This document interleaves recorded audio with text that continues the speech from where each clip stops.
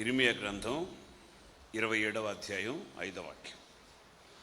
అధిక బలం చేతను చాచిన బాహు చేతను భూమిని భూమి మీదన్న నరులను జంతువులను నేనే సృజించి ఎవరికిచ్చుట న్యాయమని నాకు తోచునో వారికే ఇచ్చుచున్నాను. ప్రవక్త ఇర్మియా ద్వారా దేవుడు మాట్లాడినటువంటి ప్రవచన వాక్కు. భూమి మీద ఉన్న నరులను జంతువులను నేనే సృజించి ఎవరికిచ్చుట న్యాయమని నాకు తోచునో వారికే ఇచ్చుచున్నాను. ఆధిక్యత, ఆధిపత్యం, అధికారం, ఇంకా ఇంకా ఇంకా ఇంకా ఏమి ఇవ్వడం, ఎవరికి ఏమి ఇవ్వడం ఆయనకి న్యాయమని తోస్తుందో తోచునో వారికే ఇచ్చుచున్నాను.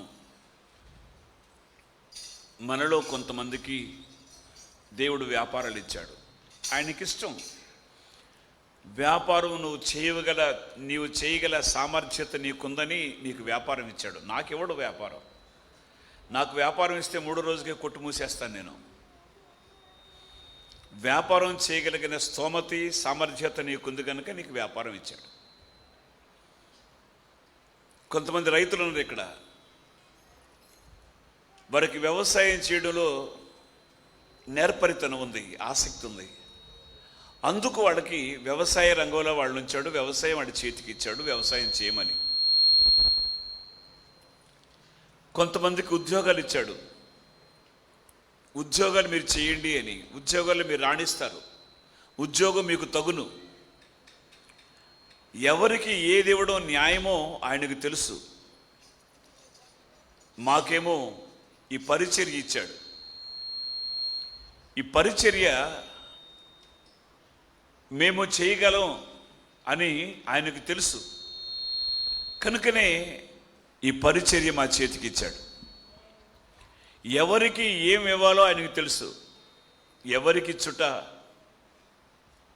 న్యాయమని నాకు తోచును వారికే ఇచ్చుచున్నాను. యాజకత్వం, ఈ సేవా పరిచర్య ఎవరికో ఇస్తే ఎవరో చేయరు. ఇక్కడ కొంతమంది ఉన్నారు, ప్రస్తుతం లేరనుకోండి, యవనస్తులు. నాకు తెలియకుండానే 1 మంత్ ట్రైనింగ్కి వెళ్ళారు. నాకు తెలియదు, ఏంటి అడిగి చెప్పేది ఏంట్లే అన్నట్టు వెళ్ళారు, ట్రైనింగ్కి వెళ్ళారు. కానీ ఎవరు సేవ చేయట్లే. నాకు తెలియకుండానే వెళ్ళారు సేవకి. కొంతమంది వెళ్ళారు, వాళ్ళెవరూ సేవ చేయట్లేదు. 1 మంత్ ట్రైనింగ్. ఏంట్లే వాడికి చెప్పేది, వాడికి చెప్పాలంటలే మనం, సేవకుడికి పాస్టర్కి చెప్పాలా మనం, మనకు తెలిసిన వాళ్ళు చాలామంది ఉన్నారు, వాడితో సంతకాలు పెట్టేసుకుని పోదాం అనుకుని పోయారు.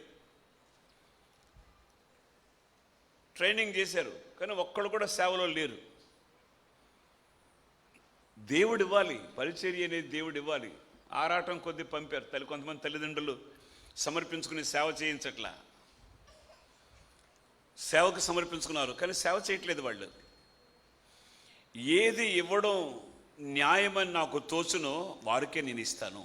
పరిచర్య అయినా, వ్యాపారమైనా, వ్యవసాయమైనా, ఉద్యోగమైనా, చేతి పనులైనా ఎవరికి ఇవ్వడం న్యాయమని దేవుడికి తెలుసో వాళ్ళకి ఇస్తాడు.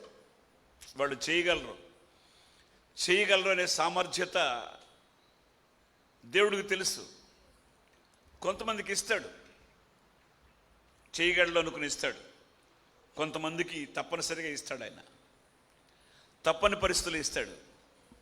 రాజరికం. ఇశ్రాయేల్ ప్రజలందరూ న్యాయాధిపతులు ఏలుబడి కాలంలో సకల లోక మర్యాద చొప్పున మాకు కూడా ఒక రాజు కావాలని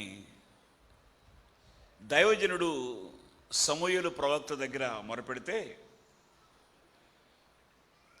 ప్రవక్త సమూయేలు దేవుడితో చెప్పాడు, అయ్యా వాళ్ళకు కూడా ఒక రాజు కావాలంటున్నారు, అందరికీ రాజులు ఉన్నారు, మాకు రాజు లేడు, మాకు కూడా రాజు కావాలనుకుంటున్నారు, రాజుని కోరుకుంటున్నారంటే సరే రాజుని చేసేసి వచ్చేసేయండి. గాడిదలను వెతుకుతా వెళ్ళిన సౌలుకి పట్టాభిషేకం చేసి ఇశ్రాయేలీల మీద మొదటి రాజుగా దేవుడు నిర్ణయించాడు. కాలక్రమంలో సౌలు ప్రవర్తన పద్ధతులు, ఆ నడవడి, పరిపాలన దేవునికి నచ్చల. సౌలును తీసి అవతల పడేశాడు. ఏం దయాదాక్షిణ్యం లేవు, తీసి అవతల పడేశాడు. ఎందుకంటే క్రమం లేదు, పద్ధతి లేదు. సౌలు ఇష్టానుసారంగా ప్రవర్తిస్తూ ఉన్నాడు. సౌలు ఇష్టం, ఎవరి మాట వినడు. దేవుడు తన చిత్తానుసారమైన మనస్సు కలిగిన మరొకరిని ఏర్పాటు చేసుకున్నాడు. స్తోత్రం చెప్పండి ఒకసారి. దావీదును చూశాడు, ఇదిగో నేను కోరుకున్నవాడు ఇతడే, ఇతడు నా ఇష్టానుసారమైన మనస్సు కలిగిన వాడు అనుకుని దావీదుని ఎన్నుకున్నాడు. దావీదుని ఇశ్రాయేలు మీద రాజుగా చేశాడు.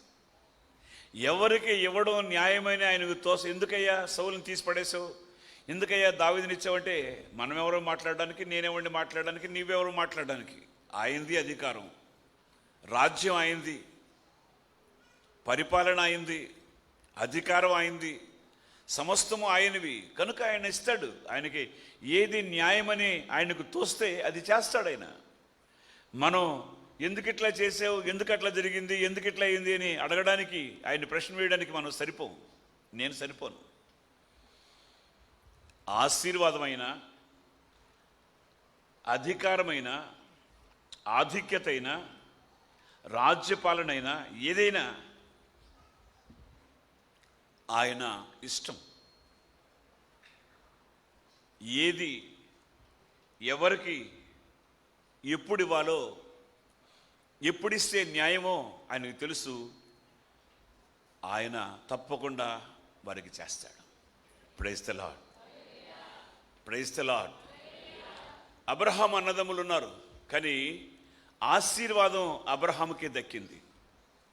దేవుడికి తెలుసు అబ్రహాం తను కాపాడుకుంటాడని. అబ్రహాం దేవుని మాట వింటాడని దేవునికి తెలుసు, లోబడతాడని దేవుడికి తెలుసు. అందుకే అబ్రహాముని, అన్నదమ్ములు ఉన్నప్పటికీ అబ్రహాముని దేవుడు ఆశీర్వదించాడు. ఆశీర్వాదం అబ్రహాముకే. ఆ తర్వాత ఇస్సాకు, ఆ తర్వాత ఇలాగా వంశపారంపర్యంగా ఆశీర్వాదమే. యాకోబు ఏశావు ఇద్దరు అన్నదమ్ములు.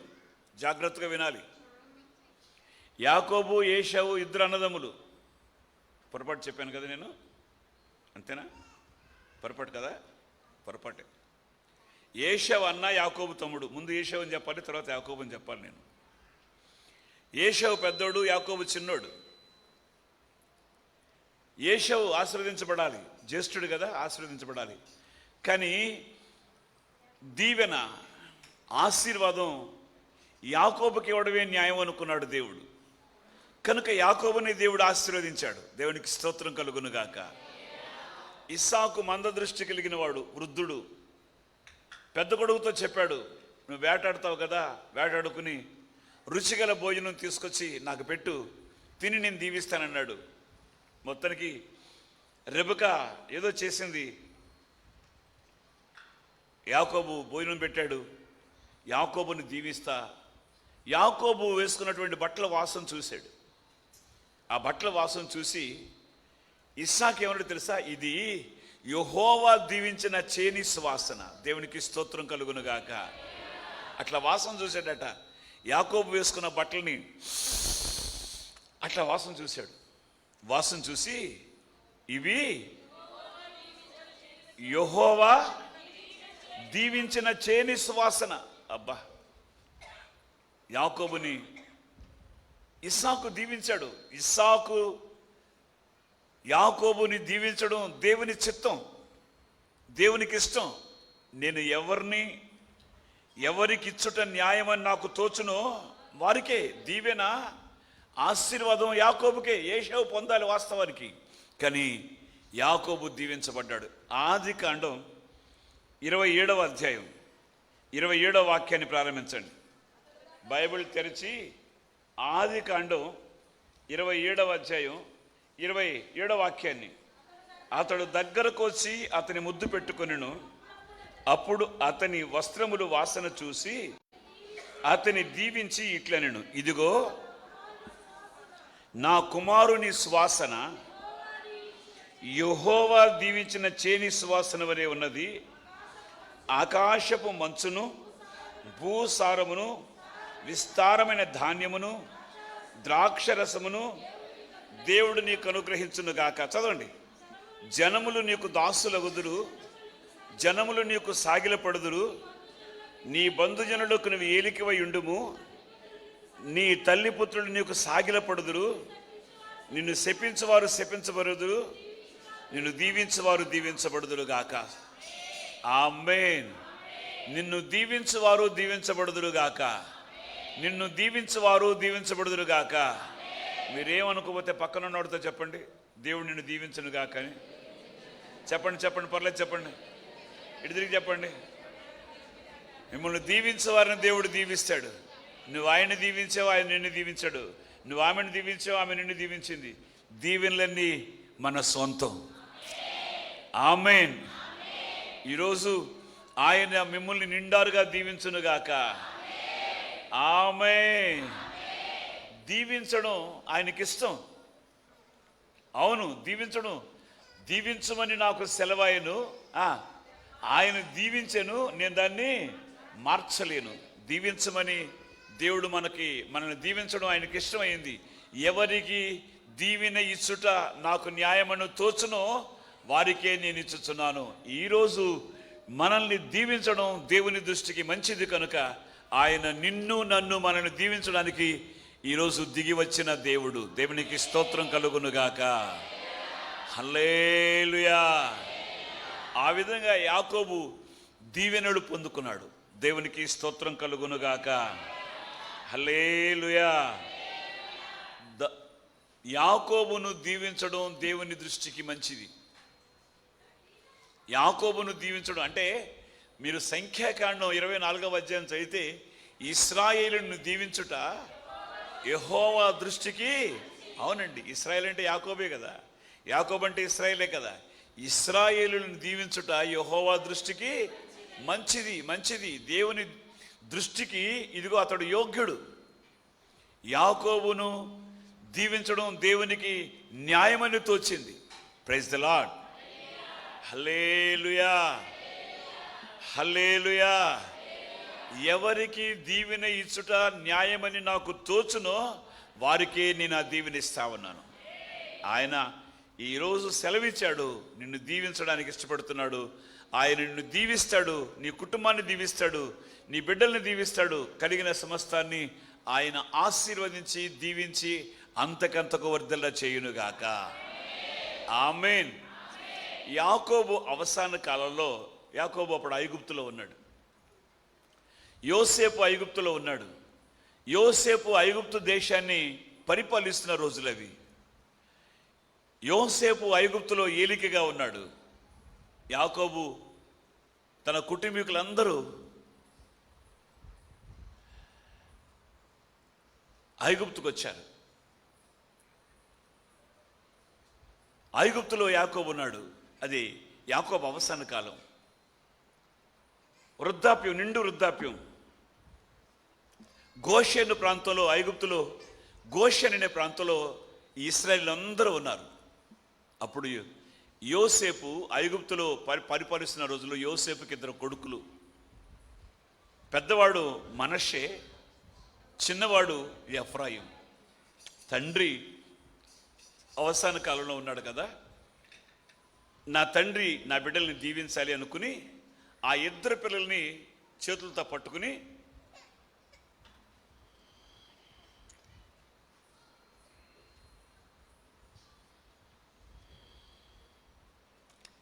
యాకోబు దగ్గరికి తీసుకొచ్చాడు. యాకోబు దగ్గరికి తీసుకొచ్చి, అయ్యా నా పిల్లల్ని దీవించయ్యా,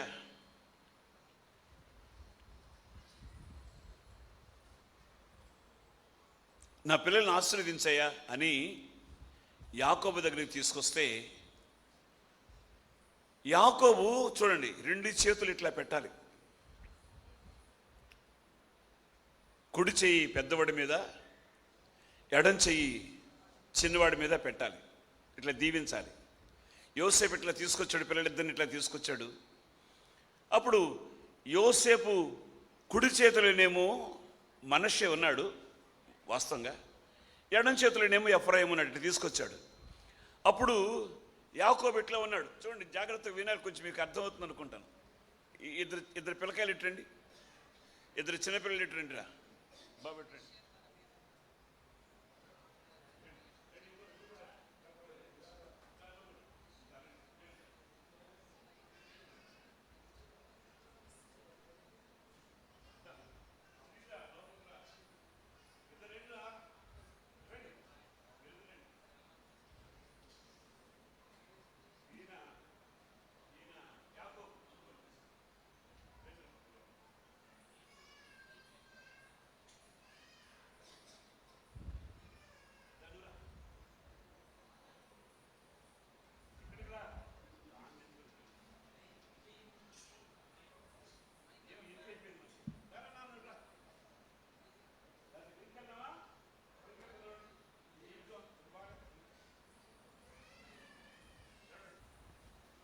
నిలబడు. ఈయన యాకోబు, ఈయన యోసేపు. పిల్లలిద్దరిని తీసుకొచ్చాడు. పిల్లలిద్దరిని తీసుకొచ్చి నాయన దీవించిన ఆయన అంటే, ఇప్పుడు ఏమని రాస్తుంది అక్కడ? కుడి చేతిన ఎఫ్రాయిం ఉన్నాడా? నువ్వు ఎఫ్రాయిం అంటే కుడి చేతిలో అడుగు ఎఫ్రాయిం. ఇది ఎఫ్రాయిం. చూడండి, జాగ్రత్తగా వినాలి మీరు. ఆయన ఉద్దేశం ఏంటంటే, యాకోబు ఉద్దేశం, యోసేపు ఉద్దేశం ఏమిటంటే, నాన్న ఇటుంటాడు కదా, నాన్న కుడి చేయి పెద్దోడి మీద పెడతాడు, ఎడం చేయి ఎఫ్రాయిం మీద పెడతాడు, చిన్నోడి మీద పెడతాడు. ఇది క్రమం, జీవించడానికి ఇది క్రమం అనుకుని చేతులు తీసి అనుకుని యోసేపు పెద్దోడినేమో ఎడం చేత్తో, చాలా తెలివైనోడు యోసేపు, పెద్దోడినేమో కుడి చేత్తో పట్టుకున్నాడు, చిన్నోడినేమో ఎడం చేత్తో పట్టుకుని తీసుకొచ్చాడు. వాళ్ళ నాన్న కన్ను కనపట్ల, బైబిల్లో ఉంది, మంద దృష్టి ఉంది. ఏమనుంది? యాకోబు మంద దృశ్యం లేదా? కళ్ళు కనపట్ల, యాకోబు కళ్ళు కనపట్ల, బోసర కళ్ళు అనమాట, కళ్ళు కనపట్ల, నాకులాగా కళ్ళు కనపడు. అయినప్పటికీ నాయన దీవించిన ఆయన అన్నాడు వాళ్ళ నాన్నని. అప్పుడు ఈయనేం చేశాడు తెలుసా? తన కుడి చెయ్యేమో ఎఫ్రాయిం మీద పెట్టాడు. చూడండి, జాగ్రత్తగా వినండి. ఎడం చేతినేమో మనష్య మీద పెట్టాడు. చూడండి, క్రమం చూడండి ఎట్టుందో, బాగా చూడండి, ఇటు చూడండి, కొంచెం చూడండి. కుడి చేతినేమో చిన్నోడి మీద పెట్టాడు, ఎడం చేతినేమో పెద్దోడి మీద పెట్టాడు. ఇప్పుడు అంటాడు, ఈయన అంటాడు, నానా అట్లా కాదు నేను ఈడు చిన్నోడు, ఈడు పెద్దోడు, ఈడు చేతి మీద ఈ చేయి పెట్టు, ఈడు చేతి మీద పెట్టేంటి అని అంటాడు. నాకు తెలుసులేవయ్యా సంగతి అని ఇదిగో చేతులు ఇట్టు పెట్టాడు. అంటే ఎవరిని దీవించడం ఆయనకి న్యాయమని తోచునో వాళ్ళనే దీవిస్తాడు. దేవునికి స్తోత్రం కలుగును గాక. ఈయన ఆలోచన కాదు, నా ఆలోచన కాదు, ఈయన ఆలోచన కాదు, ఎవరిని దీవించ చాలా మంది ఇక్కడ వచ్చాం.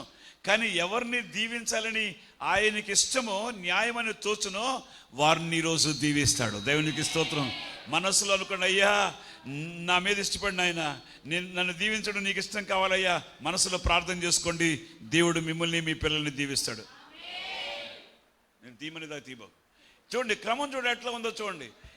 ఈయన కుడి చెయ్యేమో చిన్నోడి మీద పెట్టాడు, ఎడం చెయ్యేమో పెద్దోడి మీద పెట్టాడు. అంటే మనష్య అంటే మర్చిపోవడం, ఇది ఎప్పటికప్పుడు మర్చిపోతూ ఉంటాడు, అన్ని మర్చిపోతాడు.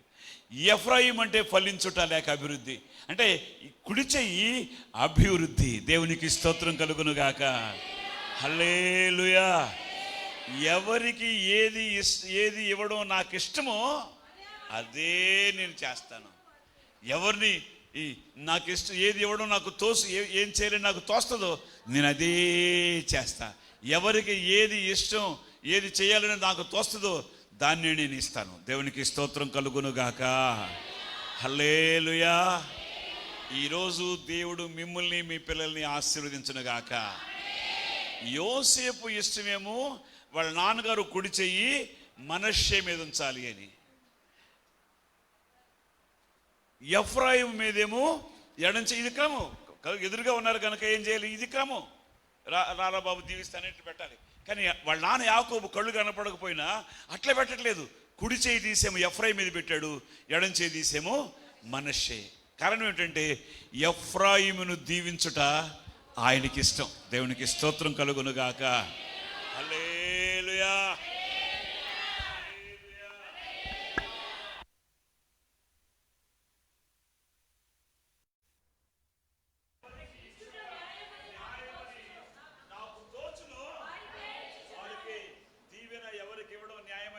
వస్తుందో వారికే ఇస్తాడు ఆయన. Praise the lord. ఇంతమంది ఇక్కడున్నాం. ఆయన ఎవరిని దీవించాలనుకుంటాడో, ఒకవేళ ఆయన నిన్నే దీవించాలనుకుంటే మమ్మల్ని వదిలిపెట్టేసి నిన్ను ఆయన దీవించునుగాక. ఆమేన్, ఆమేన్. ప్రతి విధమైన దీవెన, ప్రతి విధమైనటువంటి ఆశీర్వాదం దేవుడు మనకు అనుగ్రహించునుగాక. ఆమేన్, హల్లెలూయా. ఆదికాండం 48వ అధ్యాయంలో బైబిల్ తెరిచి ఒక్కసారి 10వ వాక్యం నుంచి ప్రారంభించి చదవండి. ఇశ్రాయేలు కనులు వృద్ధాప్యమున మందముగా ఉండెను గనుక అతడు చూడలేకపోయాను. యోసేపు వారిని దగ్గరకు తీసుకొచ్చినప్పుడు అతడిని వారిని ముద్దు పెట్టుకుని కౌగిలించుకొనెను. ఇశ్రాయేలు యోసేపుతో, నీ ముఖము చూచెదనని నేను అనుకొనలేదు, కానీ నీ సంతానమును దేవుడు నాకు కనపరిచి ఉన్నాడనగా, యోసేపు అతని మోకాళ్ళ మధ్య నుండి వారిని తీసుకునే అతనికి సాష్టాంగ నమస్కారం చేశాను.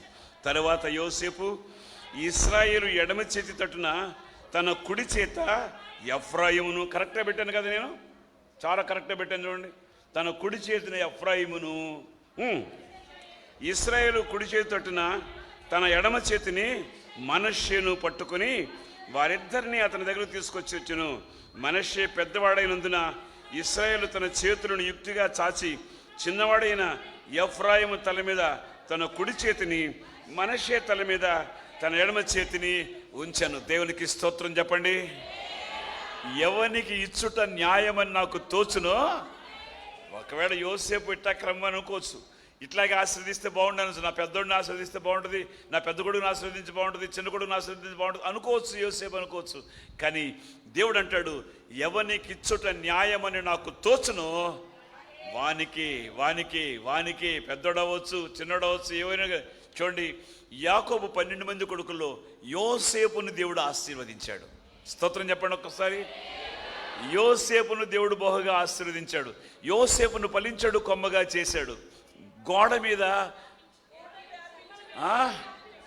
మీద అతడు గోడ మీద ఎక్కి వ్యాపించును. దేవునికి స్తోత్రం కలుగునుగాక. హల్లెలూయా. 12 మంది కొడుకుల్లో యోసేపును బహుగా దేవుడు ఘనపరిచాడు, యోసేపును హెచ్చించాడు, యోసేపును ఆశీర్వదించాడు. ఎవనికి ఇచ్చుట న్యాయమని నాకు తోచునో వానికే ఇస్తాను. పెద్దోడు ఉన్నాడుగా, రూబేను పెద్దోడు ఉన్నాడు కదండి, యోదా ఉన్నాడు కదా, ఇస్సాకరు ఉన్నాడు కదా, చాలా మంది 12 మంది కొడుకులు ఉన్నారు కదా.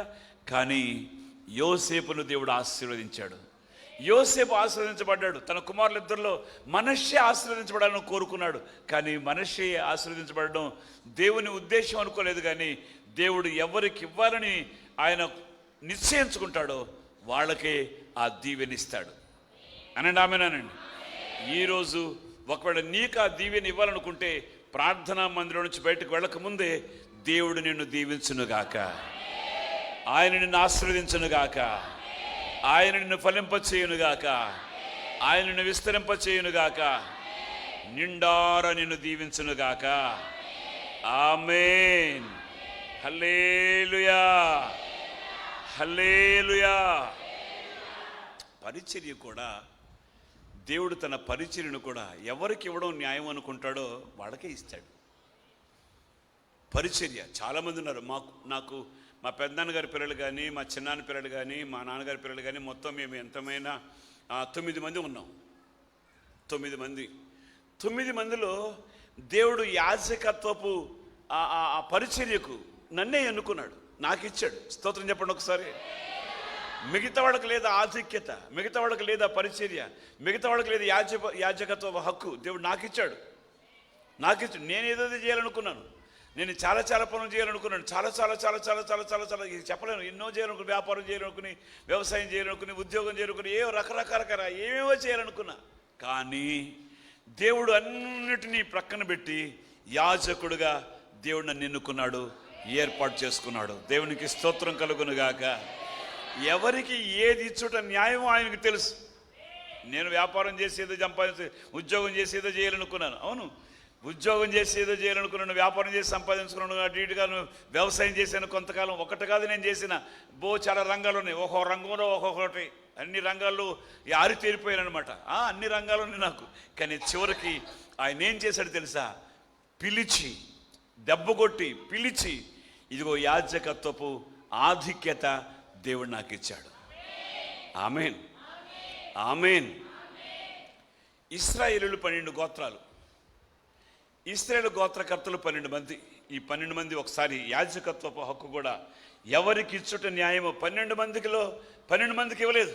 12 మందిలో దేవుడు ఎవరినో ఒకరిని ఏర్పాటు చేసుకున్నాడు, ఎవరినో ఒకరిని ఇవ్వాలనుకున్నాడు. 12 మందిని పిలిచాడు. 12 మందిని పిలిచి మీరు సంఖ్యాకాండం 17వ అధ్యాయాన్ని ప్రారంభించి ఇంటికి వెళ్తారు, చదువుకోండి. సంఖ్యాకాండంలో ఈ 12 మందిని పిలిచి 12 గోత్రకర్తలు పిలిచి వాళ్ళు చేతికర్ర ఒక్కొక్కళ్ళు ఒక్కొక్క కర్ర తీసుకురమ్మన్నారు. ఒక్కొక్క కర్ర తీసుకొచ్చి ఆ కర్రలన్నీ కలిసి ఒక కట్టగట్టి ప్రత్యక్షపు గుడారం లేకపోతే సాక్ష్యపు గుడారం, ప్రత్యక్షపు గుడారంలో వేశారు.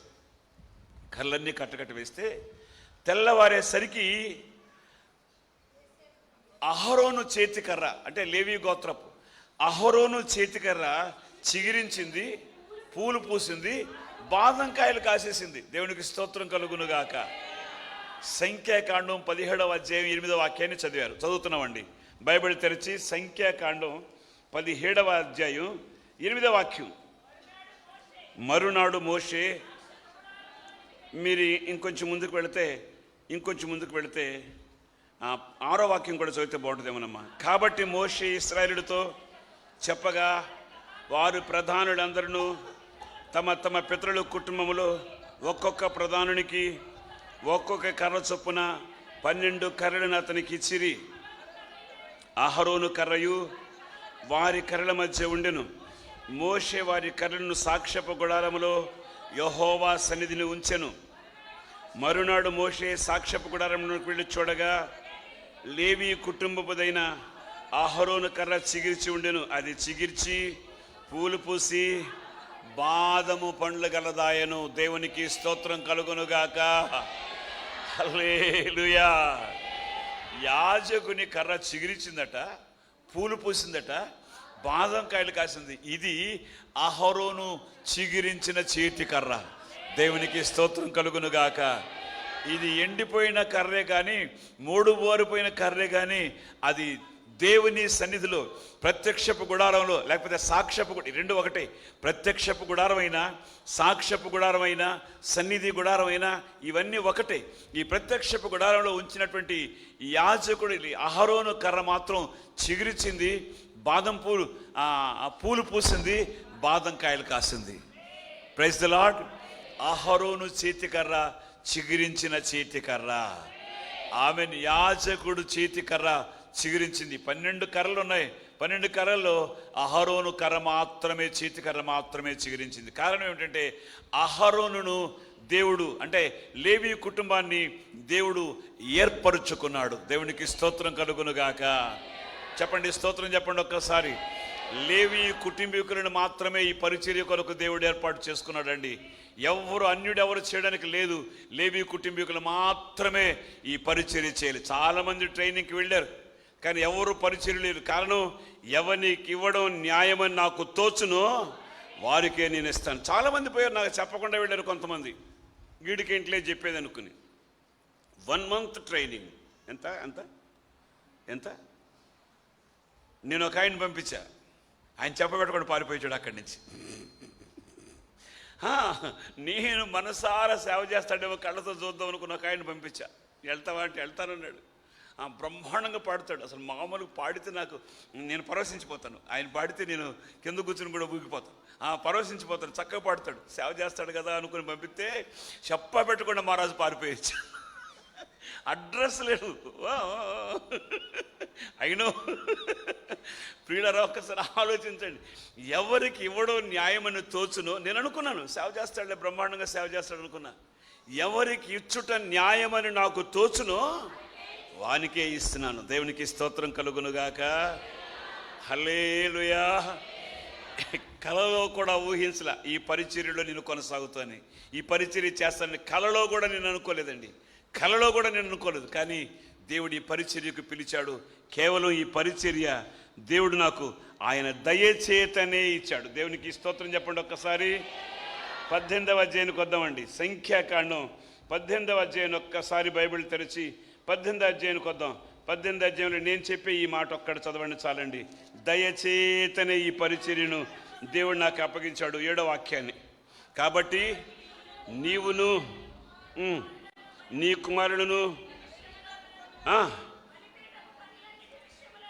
కుమారుడును బలిపీఠము నొద్ది పనులన్నిటి విషయంలోను అడ్డతెర లోపలి దాని విషయంలోను యాజకత్వము జరుపుచు సేవ చేయవలను.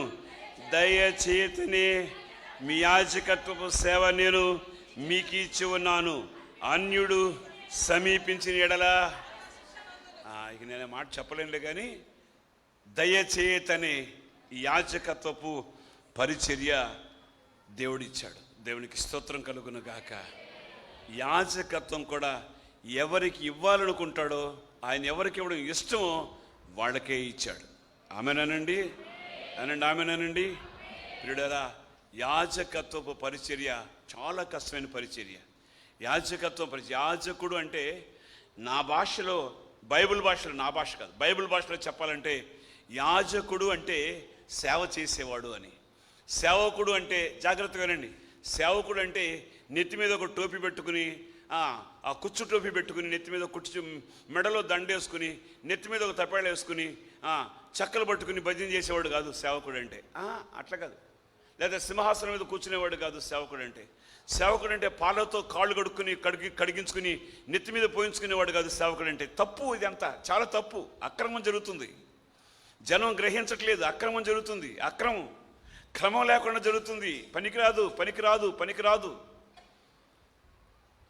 పారతో కాళ్ళు కడిగించుకున్నట్టు బైబిల్లో ఎక్కడైనా చూపగలిగితే ఈ పరిచయం వదిలిపెట్టే దేశదెమ్మరినై తిరుగుతానంతే.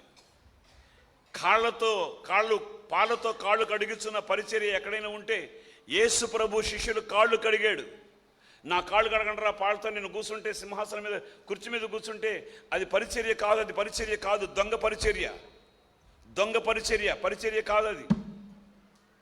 అది దొంగ పరిచర్య, కల్పనా కథలు. జనం ఇవాళ ఉదయం అంటున్నాడు నాతో ఈరోజు, జనం పిచ్చ పనులకు అలవాటు పడిపోయారన్నా, జనం ఎర్రెత్తిపోయి పరిగెత్తుతున్నారన్నట్లాగా, కాదన్నా, అది పద్ధతి కాదన్నా. అనవసరమైన కల్పనా కథల వైపు పరిగెత్తున్నారన్నా, నవ్వించే పనులు, ఇగిలించే పనులు, జోకులు వేసుకుంటే పరిగెత్తున్నారని అక్కడికి. సరైన బోధకి ఎవరు చెవి ఇవ్వట్లేదన్నా అని చెప్తున్నాడు నాతో ఉదయం. ఇవాళ ఖరాఖండిగా బోధించే బోధకు రాడు. బైబిల్లో ఉన్న సత్యాన్ని సత్యంగా ప్రకటించే దగ్గరికి జనం రావట్లేదన్నా. వాస్తవమే, ఆ మాట వాస్తవం. యేసు ప్రభు ఒక మాట అన్నాడు, చిన్న మంద ప్రపంచం అంతా చుట్టుకు రావాలని కాదు, చిన్న మంద భయపడకండి. ఇరుకు మార్గమున ప్రవేశించేవారు, మాట్లాడండి, కొందరే, అందరూ లేరు, అందరు రారు. ఇరుకు మార్గంలోకి అందరు రారు, తక్కువ మందే. ఇక్కడ కళ్ళు మూసామంటే మనం యేసయ్య సన్నిధిలో కళ్ళు తెరవాలి. చెప్పండి గట్టిగా, చప్పట్లు కొట్టి ప్రభువును మహిమపరచండి.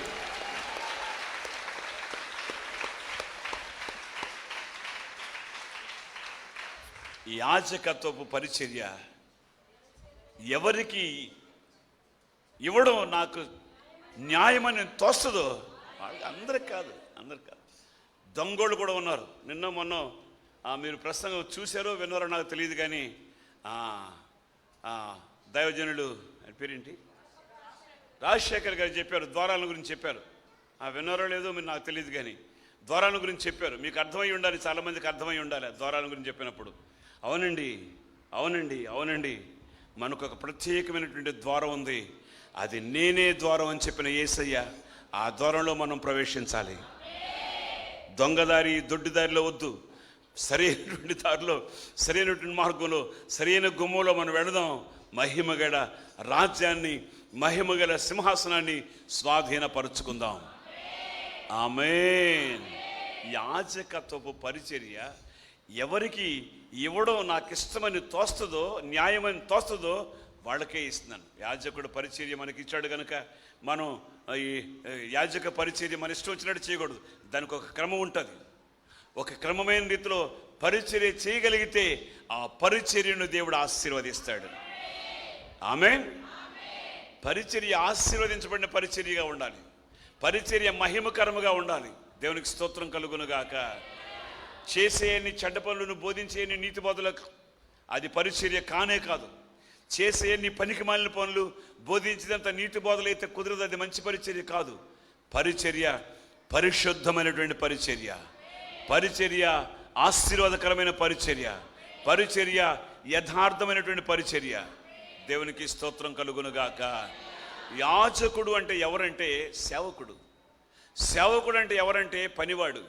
పనివాడు అంటే ఎవరంటే ఆ పనివాడికి ఒక యజమానుడు ఉంటాడు. నా ఇష్టం వచ్చినట్టు నేను, నాకు తోచినట్టు నేను చేస్తే అది కుదరదు, అది కుదిరే పని కాదు. నాకు తోచినట్టే నేను చేసి నా ఇష్టం వచ్చినట్టు నేను చేసి అంటే అది నాయకత్వం లేని పరిచర్య, యాజమాన్యం లేని పరిచర్య. నాకు ఒక యజమానుడు ఉన్నాడు, యజమానుడు చెప్పినట్టుగా నేను పరిచర్య చేయాలి. అది మహిమగల పరిచర్య. నేను ఎప్పుడు కూడా యాజకుడిగా నేనేమనుకోవాలంటే నేను ఒక సేవకుడిని, నేను ఒక పనివాడిని, నాకు ఒక యజమానుడు ఉన్నాడు, ఆ యజమానుడు చెప్పినట్టు నేను చేయడం వల్ల పరిచర్య ఆశీర్వదించబడుతుంది. యజమానుడు చెప్పినట్టు చేయడం వల్ల పరిచర్యలో ఉన్నటువంటి నమ్మిన విశ్వాసులు ఆశీర్వదించబడతారు. వీరు మహిమగల సింహాసనాన్ని స్వాధీనపరుచుకుంటారనే కాన్ఫిడెన్స్ నాకుంటుంది. Praise the lord, praise the lord. నాకు తోచినట్టుగా, నాకెవరు చెప్పేవాళ్ళు లేరు, నా ఇష్టం వచ్చినట్టుగా చేయడం వల్ల ఆ పరిచర్య దీవించబడదు, ఆ పరిచర్య ఆశీర్వదించబడదు, ఆ పరిచర్య ఫలభరితం కాదు, ఆ పరిచర్య నిలిచి ఉండే పరిచర్య కాదు. ఏదో ఒకరోజు ముక్కలైపోతుంది. మన పరిచర్య నిలిచి ఉండాలి. ఆమేన్, ఆమేన్. ఎవరు పరిశుద్ధతను కాపాడుకుంటారో, ఎవరు పవిత్రతను కాపాడుకుంటారో, ఎవరు యథార్థంగా యజమానుడు ఉన్నాడని యజమానుడు చెప్పినట్టు పరిచర్య చేస్తారో ఆ పరిచర్య నిలిచి ఉండే పరిచర్య. Praise the lord. Hallelujah, hallelujah. ఇప్పటికీ కొంతమంది గుర్తుపడుతున్నారు, కొంతమంది గుర్తుపడుతున్నాడు. ఆ పిల్లలను కూర్చోబెట్టండి, నేను కూర్చోమనండి, కూర్చోబెట్టండి, కూర్చోబెట్టండి. పరిచర్య నిలిచి ఉండాలి. దేవునికి స్తోత్రం కలుగునుగాక. చెప్పాలి గట్టిగా హల్లెలూయా. ఈ పరిచర్య ఎవరికిచ్చుట న్యాయం, యాజకత్వం ఎవరికిచ్చుట న్యాయమని నాకు తోచునో వానికే ఇస్తాను. Praise the lord, praise the lord. ఇశ్రాయేలులు 12 గోత్రాల్లో లేవి గోత్రానికి ఈ పరిచర్యను దేవుడు అప్పగించాడు. యెహోషువ గ్రంథానికి వద్దాం ఒకసారి. బైబిల్ తెరిచి యెహోషువ గ్రంథంలో ఒక్కసారి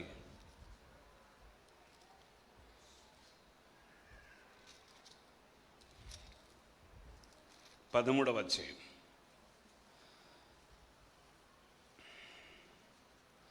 14వ వాక్యం.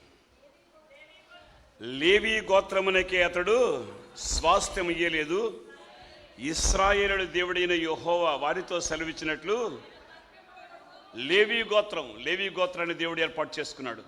లేవి గోత్రాన్ని ఎన్నుకున్నాడు. దేవునికి స్తోత్రం కలుగునుగాక. హల్లెలూయా, హల్లెలూయా. మరొక మాట 33వ వాక్యాన్ని కూడా చదువుదాం. లేవి గోత్రమునకు మోషే స్వాస్థ్యము పంచిపెట్టలేదు, ఏలైనగా ఇశ్రాయేలు దేవుడైన యెహోవా వారితో సెలవిచ్చినట్టు ఆయనే వారికి స్వాస్థ్యం. దేవునికి మహిమ కలుగునుగాక. హల్లెలూయా. లేవి గోత్రాన్ని దేవుడు ఎన్నుకున్నాడు, లేవి గోత్రాన్ని ఏర్పాటు చేసుకున్నాడు. లేవి గోత్రానికి యాజకత్వపు హక్కునిచ్చాడు. 12 గోత్రాలు కర్తలు, ఇశ్రాయేలు గోత్రాలు 12 గోత్రాలు. ఈ 12 గోత్రాల్లో లేవి గోత్రమునకే ఆయన యాజకత్వపు హక్కు, యాజకత్వపు ఆధిపత్యత దేవుడిచ్చాడు. ఎవరికిచ్చుట న్యాయమని నాకు తోచునో వానికి. Praise the lord.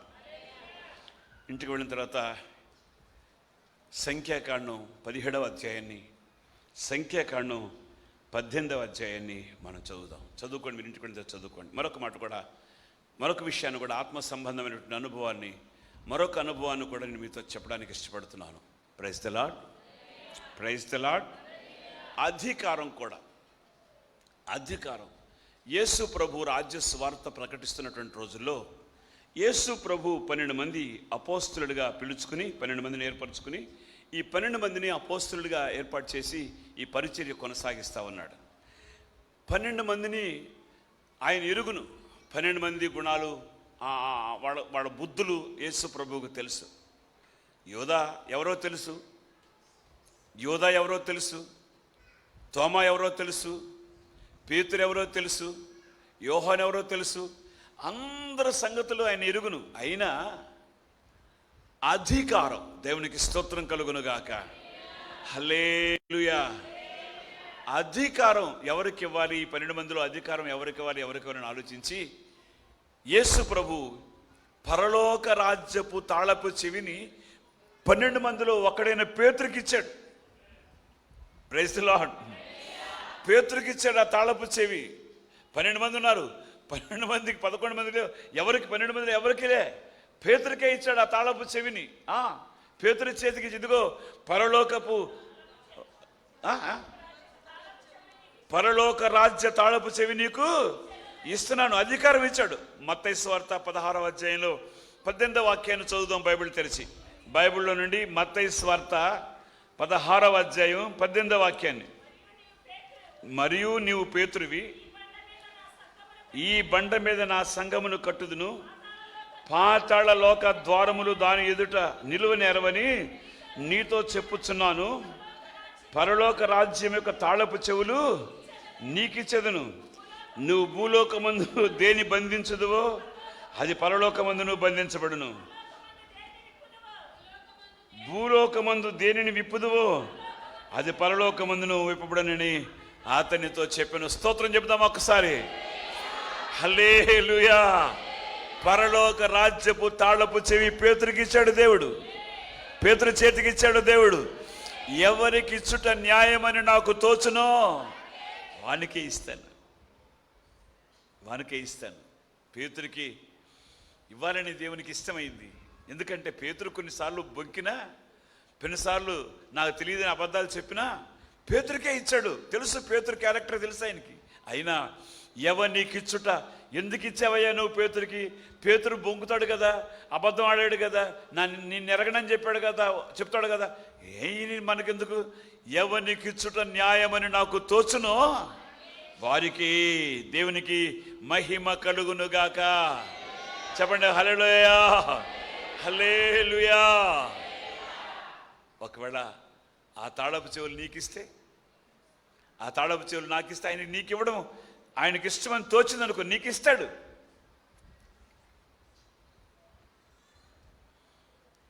ఇంట్లో బీరువా తాళపు చెవులు ఎవరి చేతిలో ఉంటాయి? బీరువా తాళపు ఎవరి చేతిలో ఉంటాయి? ఎవరి చేతిలో ఉంటాయి బీరువా? ఎవరికి ఇచ్చుట న్యాయమని అత్తగా తోచుద్దు ఆ కోడలికి ఇస్తుంది. ఏ కోడలు నమ్ముతాం? ఏ కోడలు నమ్ముతాం? ఏ కోడల్ని నమ్మలేం. కొంతమంది అత్తలు ఏ కోడల్ని నమ్మరు దేవుడిదే వల్ల. ఏ అసలు అత్తన్న నమ్ముకుంటుందా అంటే ఏమో చెప్పలేం, అది కూడా చెప్పలేం. ప్రియులరా, ఒక్కసారి ఆలోచించండి. యేసు ప్రభు 12 మంది అపోస్తలులలో పేతురుని పిలిచి అంటాడు, పేతురు, నువ్వు పేతురువి, ఈ బండ మీద నా సంఘాన్ని పరలోక పాతాళలోక ద్వారములు దాని ఎదుట నిలువనేరు. ఇదిగో పరలోక రాజ్యపు తాళపు చెవులు నీకిస్తాను. నువ్వు భూమి మీద వేటిని బంధిస్తావో అవి పరలోకంలో బంధించబడతాయి, భూలోకంలో వేటిని విప్పుతావో అవి పరలోకంలో విప్పబడతాయి. దేవునికి స్తోత్రం కలుగునుగాక. హల్లెలూయా, హల్లెలూయా. ఒక యజమానికి పరలోక రాజ్యాన్ని గురించి యేసు ప్రభు ఉపమానం చెబుతూ, ద్రాక్ష తోట ఉంది. ఈ ద్రాక్ష తోటలో పని చేయడానికి ఉదయాన్నే 9 గంటలకు కొంతమందిని పిలిచారు. జాగ్రత్తగా వినాలి. ఉదయాన్నే 9 గంటలకు కొంతమందిని పిలిచారు. ద్రాక్ష తోటలో పని చేయడానికి ఉదయాన్నే వచ్చారు. కొంతమంది వచ్చారు, పని చేస్తూ ఉన్నారు. పని చూశాడు. పని చాలా మీకు బాగా తెలిసిన విషయం. పని చూశాడు, పని విస్తారంగా ఉంది, పని వాళ్ళు తక్కువగా ఉన్నారు. సరే ఇంకెవరైనా దొరుకుతారేమోనని 12 గంటలప్పుడు మరలా వచ్చాడు. చాలామంది కనపడుతున్నారు అక్కడ. ఆయన ఏమన్నాడు తెలుసా? ఏమి ఇచ్చుట న్యాయమని అమ్మా ఏమని రాసింది అక్కడ? ఏది న్యాయమో, ఏది ఇవ్వడం అదే కదా. ఏది ఇవ్వడం న్యాయం అది ఇస్తా. నేను మీకు ఎంత ఇవ్వాలో కూలి, ఏది న్యాయమో నేను మీకు న్యాయంగానే ఇస్తాను కూలి. అదే మాట మూలవాక్యంలో ఇర్మీయా గ్రంథంలో చదువుకున్న మాట ఇక్కడ ఉంది. కొంచెం కొంచెం కొంచెం తేడాగా ఉంది అంతే. ఏమి ఇచ్చుట న్యాయమని నాకు తోచునో అదే ఇస్తాను. వీళ్ళతో కూడా అదే మాట్లాడారు. మత్తయి సువార్త 20వ అధ్యాయానికి రండి. బైబిల్ తెరిచి మత్తయి సువార్త 20వ అధ్యాయం మొదటి వాక్యాన్ని ప్రారంభిస్తున్నామండి. ఎలాగనక పరలోక రాజ్యం ఒక ఇంటి యజమానుని పోలి ఉన్నది. అతడు తన ద్రాక్ష తోటలో పనివారికి కూలి పెట్టుకున్నట్టుకు ప్రొద్దున బయలుదేరి దినమునకు దేనారం చొప్పున వారితో వడబడి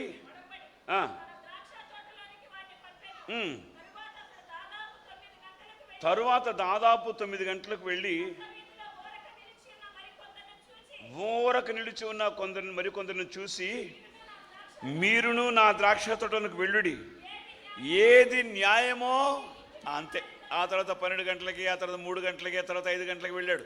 6 గంటలకు క్లోజ్ చేశాడు. 6 గంటలకు క్లోజ్. ఏది న్యాయమో అది మీకు ఇస్తా. ముందు వడంబడికి పడ్డాడు. ఉదయం వెళ్ళినాడు ఒక వడంబడికి పడ్డాడు. తర్వాత 9 గంటలకు వెళ్ళినాడుతో చెప్తున్నాడు, ఏది న్యాయమో, ఏది మీకు ఇవ్వడం న్యాయమో, ఎంత మీకు ఇవ్వడం న్యాయమో, ఎంత కూలి మీకు ఇవ్వడం న్యాయమో అది మీకు ఇస్తా. వాళ్ళు మాట్లాడుకున్నా, ఒక దినారానికి మాట్లాడుకున్నాను నేను. మీకు నేను ఎంత ఇవ్వాలో అంత ఇస్తాను, ఏది న్యాయమైతే అంత, ఎంత న్యాయమైతే అంత ఇస్తా రండి అంటే 9 గంటలకు కొంతమంది వెళ్ళారు, 12 గంటలకు కొంతమంది వెళ్ళారు, 3 గంటలకు కొంతమంది వెళ్ళారు, 5 గంటలకు కొంతమంది వెళ్ళారు, 6 గంటలకు క్లోజ్ చేశారు. 5 గంటలకు వచ్చినాడు పిలిచాడు, ముందు దీనారం ఇచ్చాడు. ఉదయమే వచ్చినాడు అనుకున్నారు, మనం ముందు వచ్చాం కదా, మనకి ఇంకేమో ఇస్తాడు, ఇంకేమో ఇస్తాడు.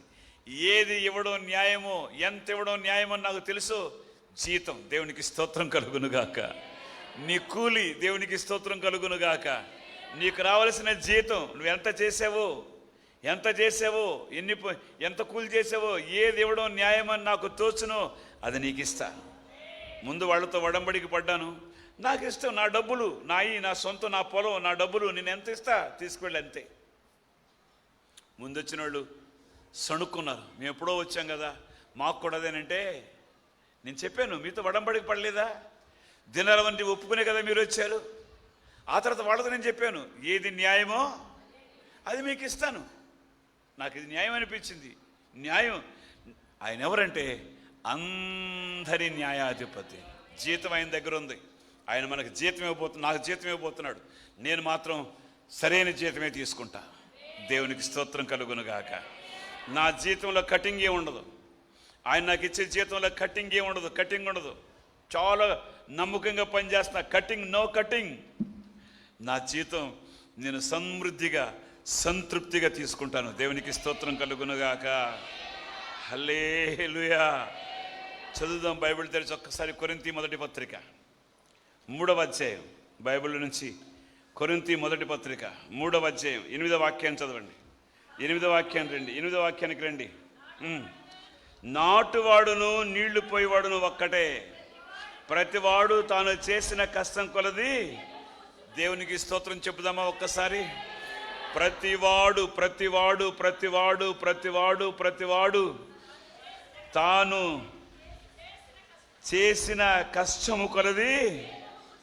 ఆమేనండి, ఆమేనండి. ఈ పని కోసం దేవుడు పిలిచాడు. యాజకులారా, సేవకులారా, ఈ పని కోసం దేవుడు పిలిచాడు. నిన్నెందుకు పిలిచాడో చెప్పాను. పరిశుద్ధమైన పిలుపు అని మీకు ఇదివరకే చెప్పా, చాలాసార్లు చెప్పాను మీకు. పరిశుద్ధమైనటువంటి పిలుపుతో పిలిచాడు, పరిశుద్ధంగా ఉండడానికి పిలిచాడు, పరిశుద్ధులుగా మార్చి పిలిచాడు. దేవునికి స్తోత్రం కలుగునుగాక. ఆయన పిలిచాడు, ప్రేమతో పిలిచాడు, పరిశుద్ధపరిచాడు, పరిశుద్ధులుగా ఉండమన్నాడు. దేవునికి స్తోత్రం కలుగునుగాక. ఎందుకు పరిశుద్ధులుగా ఉండమన్నాడంటే, పరిశుద్ధత లేకపోతే ప్రభువుని ముఖాముఖిగా ఆయన మనం చూడాలనే ఉద్దేశంతో నిన్ను పరిశుద్ధపరిచాడు. దేవునికి స్తోత్రం కలుగునుగాక. పరిశుద్ధత కాపాడుకున్నావా, నీకు జీతం వస్తుంది. నీకు నిర్ణయించిన జీతం వస్తుంది. ఏం మార్పు లేదు. నేను నా పరిశుద్ధతను కాపాడుకుని పరిచర్య, నేను డబుల్ వర్క్ నాది. పరిశుద్ధతను కాపాడుకోవాలి ఒకవైపు, రెండోది పరిచర్య చేయాలి. పరిచర్యకు తగిన జీతాన్ని నేను తీసుకుంటాను. దేవునికి స్తోత్రం కలుగునుగాక. హల్లెలూయా. కొరింథీ మొదటి పత్రిక 3వ అధ్యాయం 14వ వాక్యాన్ని కూడా చదువుదాం ఒకసారి. పునాది మీద ఒకడు కట్టిన పని నిలిచిన యెడల వాడు జీతము. ఈ పని నిలబడాలని కోరుకుంటున్నాను. పునాది మీద కట్టబడాలని ఆశపడుతున్నాను. పునాది మీద కట్టబడినటువంటి పని నిలబడితే ఖచ్చితంగా జీతం. పునాది మీద ఒకడు కట్టిన పని మళ్ళా చూపెట్టినాయన. పునాది మీద పునాది మీద ఒకడు కట్టిన పని నిలిచిన యెడల వాడు జీతం. నేను ఖచ్చితంగా జీతం పుచ్చుకుంటా. కారణం పునాది మీద కడుతున్నాను వీళ్ళని. పునాది మీద క్రీస్తు యేసే ముఖ్యమైన మూలరాయి ఉండగా అపోస్తలులు ప్రవక్తలు వేసిన పునాది మీద మనం కట్టబడుతున్నాం. ఆమేన్. కనుక నేను జీతాన్ని ఖచ్చితంగా పొందుకుంటాను, జీతాన్ని పుచ్చుకుంటాను. Praise the lord. నా జీతంలో కటింగ్సే లేవు. చాలామంది ఉద్యోగస్తుల జీతంలో కటింగ్స్ ఉంటాయి, కానీ నా జీతంలో కటింగ్సే లేవు. కారణం పునాది మీద కట్టబడుతున్నాం. మనం పునాది మీద కట్టబడుతున్నాం. నేను ఒక సేవకుడుగా నిన్ను మిమ్మల్ని పునాది మీద కడుతున్నాను. దేవునికి స్తోత్రం కలుగును గాక. ఏ పునాది? క్రీస్తు యేసే ముఖ్యమైన మూలరాయి ఉండగా అపోస్తలులు ప్రవక్తలు వేసిన పునాది మీద కట్టబడుతున్నాం. ఆమేనండి, ఆమేనండి. కనుక నాకు ఆయన జీతం ఇస్తాడు. ఏది ఇచ్చుట న్యాయమని ఆయనకు తోచునో ఆ జీతం నాకు ఇస్తాడు. నేను దోషులు పట్టే ఉంచాను, ఆయన జీతం ఇస్తాడు. నా జేబులు నింపుకుంటా. ఆమేన్. ఇప్పటికే నాకు జీతం ఇస్తా ఉన్నాడు, నేను తీసుకుంటానే ఉన్నాను. ఆయన నాకు జీతం ఇస్తా ఉన్నాడు, తీసుకుంటానే ఉన్నా. ఏమి శ్రమ పడకుండా కష్టపడి సేవకులారా, కష్టపడి దేవుని పని చేయండి, పునాది మీద కట్టండి. ఆ క్రీస్తు యేసే ముఖ్యమైన మూలరాయి ఉండగా అపోస్తలులు ప్రవక్తలు వేసిన పునాది మీద కట్టబడాలి. కట్టండి. దేవుడు తగిన కాలమందు నీకు ఇస్తాడు, పంట కోసుకుంటావు. కష్టపడ్డాను, రోజులు కష్టపడ్డానండి, చాలా కష్టపడ్డాను. ఒక విధంగా చెప్పాలంటే అమ్మ నిలబెడితే 1 గంట సేపు చెప్తుంది. ఇక్కడ అమ్మను కనుక నిలబెట్టి సాక్ష్యం చెప్పంటే 1 గంట సేపు సాక్ష్యం చెప్తుంది. మెట్ట తోడు పుల్లలతో మేము అన్నం వండుకున్నాం. తాడి చెట్టు నీడని అన్నం వండుకున్నాం. మేము తాడి చెట్టు నీడ ఎంతసేపు ఉంటుందండి? తాడి చెట్టు నీడని అన్నం వండుకున్నాం. ఒక గదిలో నేను బారుగా పడుకుంటే చాలకపోతే ఆ మూల ఈ మూల, ఈశాన్యం నుంచి ఇంకొక మూలకి, ఆ మూల నుంచి ఈ మూలకి, ఆగ్నేయ నైరుతి నుంచి ఆగ్నేయానిక నైరుతి ఈ మూలకి, కాళ్ళు ఒక మూలకి, తలకాయ ఒక మూలకి పెట్టేవాడిని. అట్లా పడుకునేవాడిని. అట్లాంటి ఇరుకు గదిలో నేనున్నాను. ఒకే గదిలో మేము కాపురం చేసాం. చాలా సంవత్సరాలు, 8 సంవత్సరాలు కాపురం చేసాం. ఒక్క గదిలో ఒక సేవక గుడివాడ లాంజీరత్న గారి చర్చిలో 8 సంవత్సరాలు పరిచర్య చేశాను. ఒకే ఒక గదిలో మేము ఉన్నాం. అదే బెడ్రూమ్, అదే కిచెన్, అదే విజిటింగ్ రూమ్, అదే అన్నీ ఆ రూమ్లోనే ఉన్నాం. ఎంతో కష్టపడి పరిచర్య చేసాం. పునాది మీద కట్టబడ్డాం. మహిమగల రాజ్యానికి వారసులం. జీతం పుచ్చుకుంటాను. దేవునికి స్తోత్రం కలుగును గాక. హల్లెలూయా, హల్లెలూయా. దేవుని ప్రియమైన పిల్లలారా, మనం పునాది మీద కట్టబడదాం.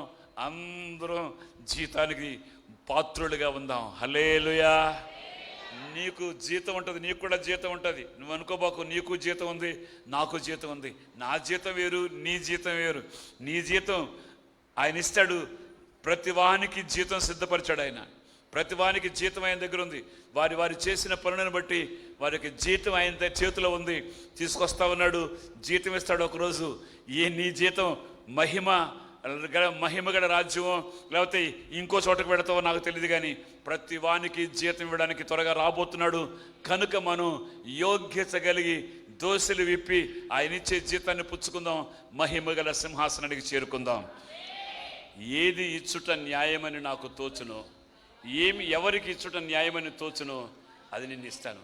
ఏది ఇచ్చుట న్యాయమని మత్తయి సువార్త 20వ వాక్యంలో 20వ అధ్యాయంలో మొదటి వాక్యం నుంచి కొంచెం దిగులు చదివితే ఆ 2వ వాక్యంలో 3వ వాక్యం ఉంటుంది. ఏది ఇవ్వడం న్యాయమని చదవండి ఆ మాట చదవండి. ఏది న్యాయమో, మోక్షమా, పరలోకమా, నరకమా, మాయలోకమా, ఏది ఇవ్వడం న్యాయమో అది ఇస్తాడు. పునాది మీద కట్టబడదాం, జీతాన్ని తీసుకుందాం. మోకరించండి, ప్రార్థన చేసుకుందాం. మోకరించండి, ప్రార్థన చేసుకుందాం. దయచేసి మోకరించండి, అందరూ మోకరించండి, ప్రార్థన చేసుకుందాం. ఓ చిన్న ప్రార్థన చేసుకోండి. అయ్యా, భూమి మీద నరులను సృజించిన దేవుడు అయినా ఎవరికి ఇవ్వడం న్యాయమని నీకు తోస్తుందో, ఎంత ఇవ్వడం న్యాయమని నీకు తోస్తుందో అంతిస్తావు నాయన. అయితే పునాది మీద కట్టబడినటువంటి పని, పునాది మీద కట్టబడినటువంటి పని నిలబడుతుంది. నిలబడితే జీతం తీసుకుంటానయ్యా. నేను కట్టిన ఆ పునాది నిలబడితే ప్రభువా, ఆ కట్టడం నిలబడితే నాయన, నిలబడాలని కోరుకుంటున్నానయ్యా. పునాది మీద కట్టబడిన వారు ఖచ్చితంగా నిలబడతారయ్యా. ఈ సంఘాన్ని క్రీస్తు అనే బండ మీద, ఆ పునాది మీద కట్టండి నాయన. పునాది వేయండి అయ్యా. అయ్యా, వాస్తవమైన జీవాన్ని సంపాదించుకోవడానికి రాబో కాలానికి మంచి పునాది, మంచి పునాది, మంచి పునాది వేయండి నాయన. అయ్యా, మంచి పునాది మీద కట్టబడాలని కోరుకుంటున్నాను అయ్యా. అయ్యా, మీ ప్రజలను కట్టండి నాయన. క్రీస్తు అనే బండ మీద కట్టండి ప్రభువా. క్రీస్తు వేసే ముఖ్యమైన మొలరాయి ఉండగా అపోస్తలులు ప్రవక్తలు వేసిన పునాది మీద అయ్యా మీ బిడ్డలను కట్టండి నాయన, కట్టండి నాయన, కట్టండి అయ్యా, కట్టండి అయ్యా. అయ్యా అయ్యా హృదయాలను కట్టండి నాయన, మనస్సును కట్టండి ప్రభువా. అయ్యా, మీరు పరిస్థితులను ప్రభావానికి లొంగిపోకున్నట్లుగా మనస్సు కట్టండి అయ్యా. మనస్సు అనే నడుము కట్టండి అయ్యా.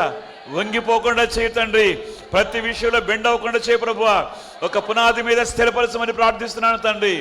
ఒక కట్టడం నీ రాబోతున్నావు, అందరికీ జీతం ఇవ్వడానికి రాబోతున్నావు. ప్రతి వారి జీతం నీ చేతిలో ఉంది నాయన. అయ్యా, ప్రతి వారికి జీతం ఇవ్వడానికి చేతిలో ఉందయ్యా. ఎవరికి ఏమి ఇవ్వడం న్యాయమో, ఎవరికి ఇవ్వడం న్యాయమో నీకు తెలుసయ్యా. అయ్యా, నువ్వు ఎవరికి ఇవ్వడం న్యాయం అయితే వారికే ఇస్తావు కదా నాయన.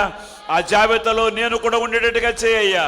నాకు కూడా జీతం రావాలయ్యా, నాకు కూడా జీతం రావాలి. ప్రతి వానికి ఇవ్వడానికి జీతం నా దగ్గర ఉంది. ప్రతి వానికి ఇవ్వడానికి జీతం నా దగ్గర ఉంది. ఆయన దగ్గర జీతం ఉంది. తీర్పు, జాగ్రత్త, జాగ్రత్త, జాగ్రత్త, జాగ్రత్త. కొందనాలు మార్చి నెల మొదటి ఆదివారపు ఆరాధనలో ప్రభు కొరకు స్తోత్రం. ప్రతి విధమైన దీవెన, ప్రతి విధమైనటువంటి ఆశీర్వాదం మీ బిడ్డలకు దయచేయండి. ఎవరికి ఇచ్చుట న్యాయమని నీకు తోచునో, ఒకవేళ ఆశీర్వాదమైనా యాజకత్వం అయినా, కొంతమంది యాజకులు లేపండి అయ్యా. కొంతమంది సేవకులను ఇక్కడి నుంచి లేపండి అయ్యా. ఈ సంఘం నుంచి కొంతమంది సేవకులను లేపండి అయ్యా. యాజకత్వం, అధికారం, జీతం మీరిచ్చి మహిమగల సింహాసనానికి, మహిమగల రాజ్యానికి వారసులుగా మార్చమని నజరేయుడైన యేసు నామములో ప్రార్థన చేసి వేడుకొనుచున్నాము తండ్రి. ఆమేన్. మన ప్రభువు అయిన యేసుక్రీస్తు కృప, తండ్రి అయిన దేవుని ప్రేమ, పరిశుద్ధాత్మ దేవుని దీవెన, ఆశీర్వాదాలు ఆరాధనలో పాలు పొంది